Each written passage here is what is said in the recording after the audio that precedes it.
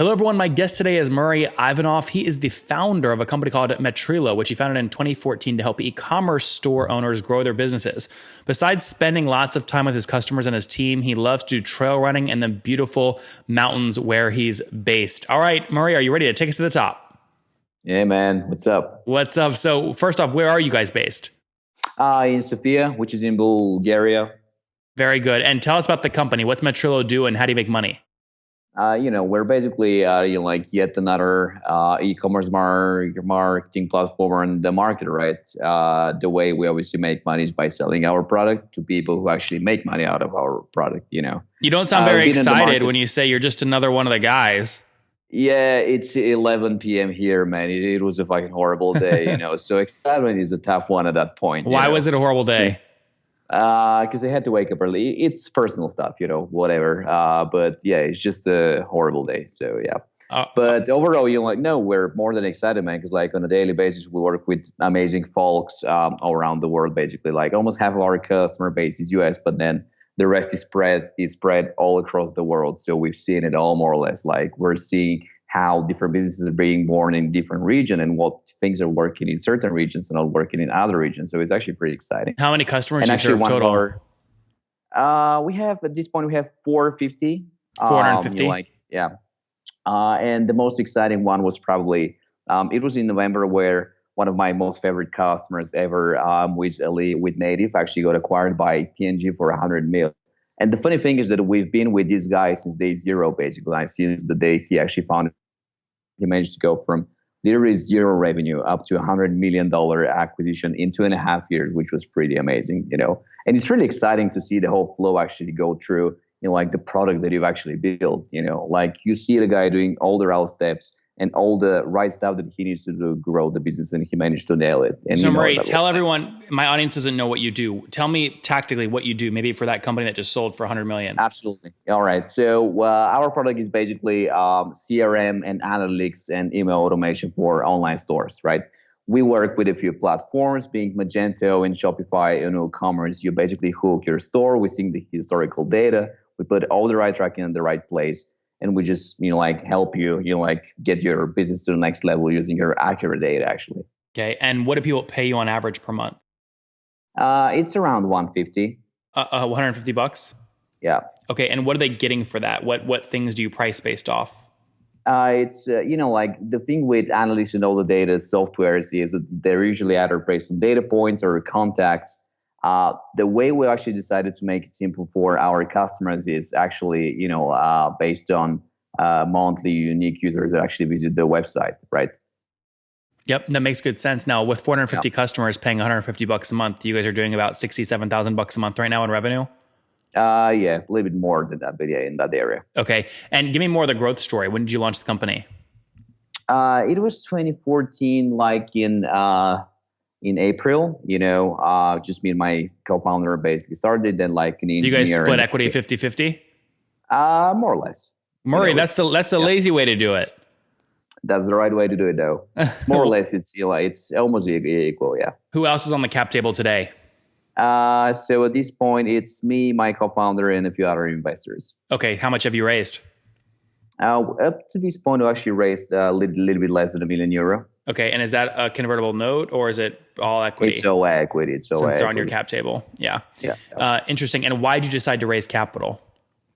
Because we needed, at the end of the day, we decided to go with the lower price point at the beginning, and it's one of those markets where you need to invest a shitload of money to acquire customers, basically, so you need money up front, right? Mm-hmm. And give me a sense of growth. Obviously, you raised capital. You're at $67,000 today in revenue. Where were you 12 months ago? 12 months ago, we were at 120 customers. So that makes 3.2x. Got it. So just to be clear, I could take 120 customers times 150. You were doing about $18,000 a month, 13 months ago, 12 months ago. Yeah. Interesting. Okay. So, that's healthy growth. How are you acquiring customers? A shitload of channels, actually. We mostly depend on, we have this classic, multiple attribution model where we invest a lot of money in PPC. Lately, Facebook has been actually, one of the main driving engines. How much per month are you spending there?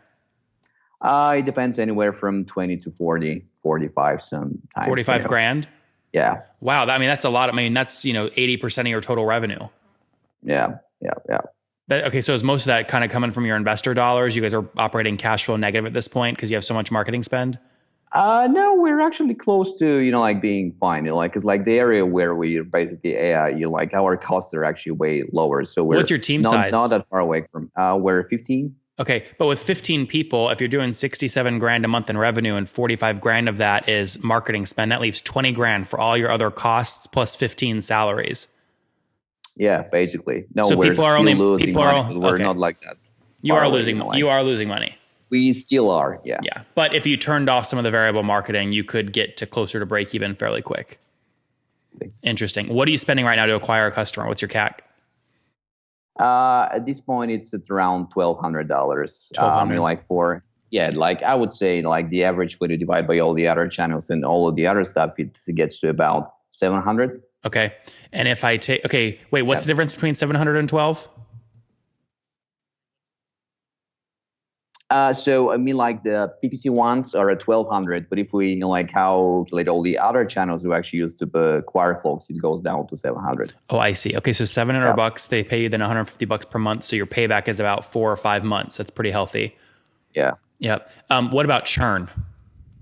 The net MRR one is at 1.2. It was around 1 for the net revenue. That's retention. Yeah. Net revenue annual retention. Yeah, and the logo one is. Hold on, Murray. Is that 1.2%? Is that annually or monthly? It's monthly. Okay, so it's got monthly. it. It's a net MRR. Yeah, got it. And the logo one monthly is at 4%. 4% churn. Okay, so just to be clear, you're growing MRR at about 0.2% per month. That's your net revenue churn or net revenue expansion. Yeah, got it. What is the? Well, that seems really low actually. If I take 0.2 times 12 months. Well, I guess it's a percentage, so it doesn't matter. I mean, what do you aim to hit year over year in terms of growth rate? We're hoping to keep the same growth rate at the very, very least. We're trying a lot of other stuff. We've always been self-service actually. So for this year, we actually want to try to build a sales team more or less like a more healthy sales structure. We want to go slightly upper market because we've seen a pretty good success with slightly bigger businesses actually. Basically, in order for us to get to the next level, we definitely are planning to build a sales team this year. So change the game a little bit more or less. And obviously, when you get a sales team going, it's really important to understand lifetime value of customers so you understand how to set a quota and incentive structures for salespeople. Yeah. What do you assume your lifetime value is on these customers? At this point, it's around $3K. That's the best estimated. We believe. It's basically going to be so. The math is basically showing that in order to build a sustainable sales machine, we might need to bump up the pricing a little bit. Are you raising capital right now? We are planning to raise it. How much do you want to raise? Summer. It's going to be around $1.2 million, okay. 1.2, 1.3, but it's going to be in August. Got it. And remind me when you raised that last million. When was it? The last round was €500,000, and that was in April 2017. Okay, and what valuation were you able to get on that? I can't tell that, man. Sorry. Was it above or below 10 million? It was below 10 million. Below. Okay. Are you aiming for above 10 million on this next round or below? Possibly, yeah. Okay, around there. I'm trying to get a sense of what percent of the company you're willing to sell to get the million in. So it sounds like maybe somewhere between around 10ish%. Yeah, we don't know yet. We're still not sure if we're actually going to raise the rounds. It's once again, we're getting actually close to the point where we can be self-sustainable. So we're not sure yet. Why raise money at all then? Because if we want to grow even more amazing and get the game to be a little bit more challenging for us and actually stand out in the market. Because right now, Metrilo is basically this underdog in the market, But if we want to get to the next level and actually get the name out there, we'll definitely need to invest more. So it's this personal battle that I'm having, basically. Do you guys have venture debt in Bulgaria? I have no idea what the fuck that is, man. That's like interest, right? So you could raise up to 4x your monthly recurring revenue, pay it back over 3 years at a 1.3 or 1.4x multiple, but it allows you to get all the cash up front, then invest to drive growth. It's doable more or less. Yeah. Yeah. So that's like one of the options we're basically like think about. Who's doing that in Bulgaria, or who are you talking to in the venture debt space? So we have a shitload of VCs in the area, actually. Like they're usually, like smaller VCs. Let's say funds are between 10 to 50 mil funds, mostly in the seed space. And when they go to the Series A space. So right now our investors are Launch Hub in 11, which are local funds here in Sofia. And we also have Speed Invest in Vienna. Very cool. All right, Murry, let's wrap up here with the famous five. Number one, what's your favorite business book? Holy shit, Predictable Revenue. Number two, is there a CEO you're following or studying right now? Right now, I don't think so. Like, I've mostly been reading about running stuff lately. So yeah. Number three, is there a CEO what's your favorite online tool that you use to build a business? Numbers. Quite honestly, the Apple numbers. Number four, how many hours of sleep do you get every night? Average is 6 hours. That's pretty good. Over the course of the week. And what's your situation? Married, single, you have kids? I'm single. Single, no kiddos? Yeah. No kiddos? Yep, no kiddos. And how old are you? I'm 29. 29. Last question. What do you wish your 20-year-old self knew? Holy shit. I don't know, man. That life actually is as awesome as it seemed back then. There you guys have it from Murry. Life actually is as awesome as it seemed back then. Launched his company Metrilo back a few years ago in 2014. He's now at 15 people full-time, helping e-commerce brands do things like CRM outreach, conversion optimization, things like that, serving 450 customers who pay $150 a month, so about 67 grand a month right now in revenue. That's up from 18 grand a month just 12 months ago. They raised $1 million, maybe are going to raise again in September here of 2018. 4% monthly churn in terms of logos each month, healthy revenue expansion month over month as well. CAC $700, again $150 a month in payment. They're getting their money back in 4 or 5 months, so healthy economics. Murry, thank you for taking us to the top. Thank you, man. Have a good one.